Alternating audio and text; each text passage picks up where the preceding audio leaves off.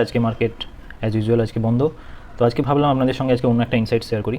আপনারা হয়তো জানেন আমি আমার পোর্টফোলিও শেয়ার করি, সেখানে আমার পোর্টফোলিও কন্টিনিউয়াসলি কিন্তু নিফটি ফিফটিকে বিট করে। শুধু নিফটি ফিফটি নয়, অনেক কিছুই। ইভেন লাস্ট শুক্রবারে যদি পারফরমেন্স আমি আলোচনা করি তাহলে দেখুন নিফটি ফিফটি সেখানে -0.27%, সেখানে আমার পজিটিভ 92%। সো এটা আমি জেনারেলি কী করে করি, আমি বরাবরই বলে এসেছি যে আমার পোর্টফোলিওতে আমি একটা ব্যালেন্স রাখার চেষ্টা করি। কীরকম ব্যালেন্স, মানে শুধু ইকুইটির সঙ্গে আমার থাকে গোল্ড, আর সঙ্গে থাকে ইন্টারন্যাশনাল ফান্ড। আজকে এই ইন্টারন্যাশনাল ফান্ড নিয়ে আপনাদের সঙ্গে কথা বলবো। এটা কিভাবে আপনার পোর্টফোলিওকে ব্যালেন্স রাখতে সাহায্য করে। গোল্ড আমরা সবাই জানি যে এটা একটা হেজিংয়ের কাজ করে। স্বাভাবিকভাবেই যখন ইকুইটি মানে স্টক মার্কেট পড়ে, গোল্ড উপর দিকে ওঠে।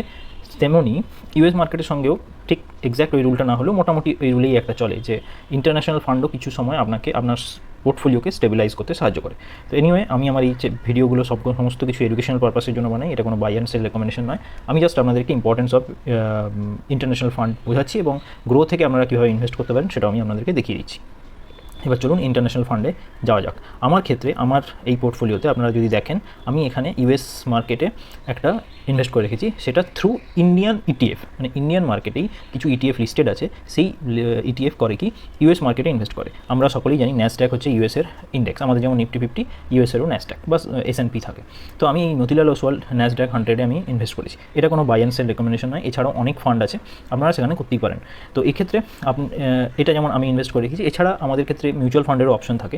লাইক আমি মিউচুয়াল ফান্ডটাও দেখিয়ে দিই। সেক্ষেত্রে আপনাদের মিউচুয়াল ফান্ডে আমরা দেখব ফান্ড অফ ফান্ড আর ইটিএফের মধ্যে আমি আপনাদেরকে একবার পার্থক্য আমি একটা রিলস নিয়ে আসবো। এক্ষেত্রে আমি যদি ইন্টারন্যাশনাল ফান্ড দেখি, ইন্টারন্যাশনাল ফান্ডস, ওকে দেখুন ইন্টারন্যাশনাল ইটিএফ এতগুলো অপশান আছে। ওকে, এখানে যান, এই দেখুন এতগুলি অপশান আছে। এবার এখান থেকে আপনারা নিজেরা চুজ করে ইনভেস্ট করুন। কারণ এদের প্রত্যেকেরই, যেমন ধরুন আমি এখানে ইনভেস্ট করে রেখেছি, এক্ষেত্রে রিটার্নগুলো দেখুন। এই সময় ইন্ডিয়ান মার্কেট আমরা জানি একটা কনসলিডেশনের ফেজের মধ্যে দিয়ে যাচ্ছে, খুব একটা ভালো রিটার্ন দিচ্ছে না। সেক্ষেত্রে যদি আমি ইউএসএ মার্কেট এই মুহূর্তে আমরা দেখি, ও লাস্ট 1 উইকে এটা রিটার্ন দিয়েছে 4.29%, লাস্ট 1 মান্থে 0.38, লাস্ট 3 মান্থে দেখুন, লাস্ট 6 মান্থে এটা 41% রিটার্ন দিয়েছে, লাস্ট 1 ইয়ারে 60% রিটার্ন দিয়েছে।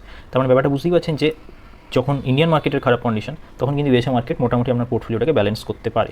তো এবার আপনারা চুজ করুন। ইন্টারন্যাশনাল ফান্ড কেনার আগে ফাইন্যান্সিয়াল অ্যাডভাইসারের সঙ্গে পরামর্শ করুন বা নিজেরা রিসার্চ করতে পারেন, দিয়ে আপনি চুজ করতে পারেন। বাট আমার মতে একটা ইন্টারন্যাশনাল ফান্ড আপনার পোর্টফোলিওতে থাকা খুব জরুরি, along with gold and stocks. Okay, আশা করছি ব্যাপারটা ক্লিয়ার হলো।